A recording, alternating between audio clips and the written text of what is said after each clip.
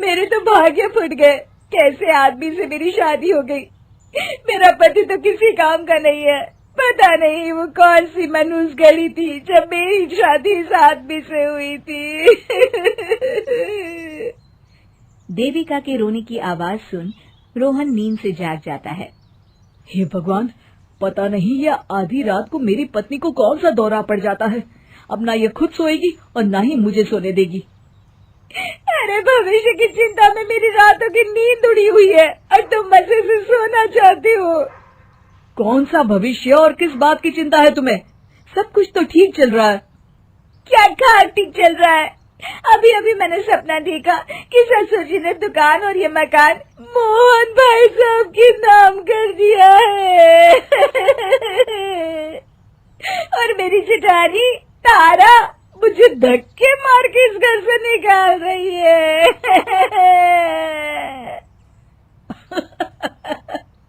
तुम तो सपने में कुछ भी देख लेती हो देविका।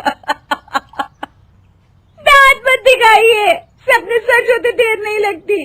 जरा सोचिए, मोहन भाई साहब तो सारा दिन ससुर जी के साथ दुकान पर बैठते हैं। किसी दिन उन्हें कुछ खिला पिलाकर उनसे प्रॉपर्टी के पेपर पर दस्तखत करवा लिए तो हम क्या करेंगे? अरे वाह, प्रॉपर्टी ना हुई, दही बड़े हो गए जो मोहन भैया आराम से प्लेट में सजा के खा जाएंगे। पिताजी की इस पूरी जायदाद पर हम दोनों भाइयों का बराबर का हिस्सा है देविका। लगता है तुम भूल गए, मैं चंपकलाल वकील की बेटी हूँ, तुमसे ज्यादा कानून जानती हूँ। ससुर जी ने ये सारी प्रॉपर्टी खुद बनाई है।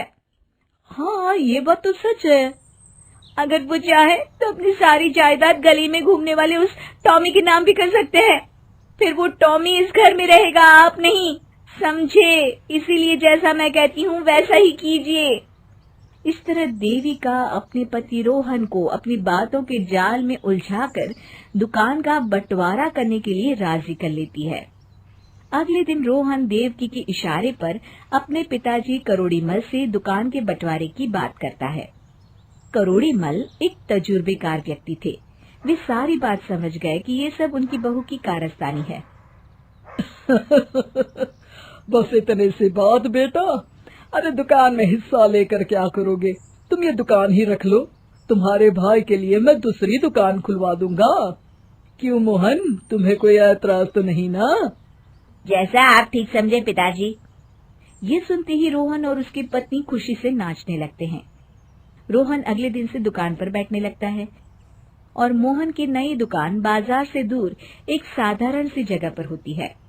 मेरे पिताजी और मेरा भाई दोनों अनपढ़ होने के बावजूद इस दुकान को चलाते थे, लेकिन अब तो मैं इस दुकान को दौड़ाऊंगा और जल्द ही इस शहर का सबसे अमीर आदमी बन जाऊंगा।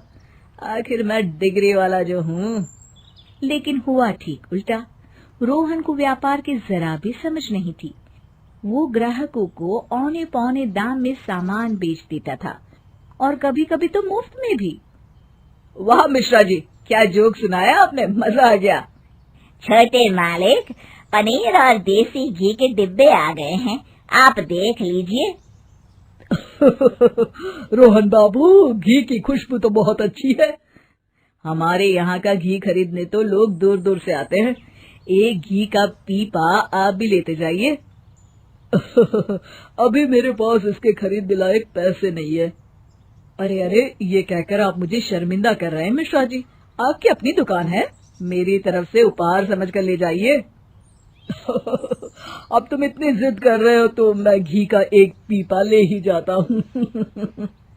दुकान के नौकर बहुत चालाक थे। जल्दी उन्हें समझ में आ जाता है कि रोहन को व्यापार करना नहीं आता और वे इसी बात का फायदा उठाने लगते हैं। दुकान के सामान में हेर फेर करना शुरू कर देते हैं। अब तो बहुत जल्द मैं अपनी दुकान खोल लूंगा। दूसरी तरफ मोहन अपनी नई दुकान को चलाने के लिए दिन रात मेहनत करने लगता है। ग्राहकों को आकर्षित करने के लिए तरह तरह के ऑफर और सेल अपनी दुकान पर शुरू कर देता है। कुछ ही समय के बाद उसकी दुकान चल पड़ती है। एक दिन, अरे अभी तक आप दुकान पर बैठे हैं? फिल्म का समय हो गया है, जल्दी से दुकान बंद करके चलिए ना। जब से दुकान मिली है आपको तो मेरे लिए समय ही नहीं मिलता। भाग्यवान, मैं तो तुम्हारा ही इंतजार कर रहा था। चलो चलते हैं। इस तरह आए दिन रोहन दुकान छोड़ पत्नी को घुमाने फिराने ले जाया करता। रोहन का दुकान खोलने और बंद करने का भी कोई तय समय नहीं था। ग्राहक जब भी कभी इस बात की शिकायत करते तो उल्टा वो उन्हें ही दो बातें सुना देता था। इस वजह से धीरे धीरे लोग दुकान पर आना बंद कर देते हैं। फिर एक दिन, रोहन बेटा, ये तुम्हारे दुकान की उधारी का बिल आया है, कल उसे चुका देना।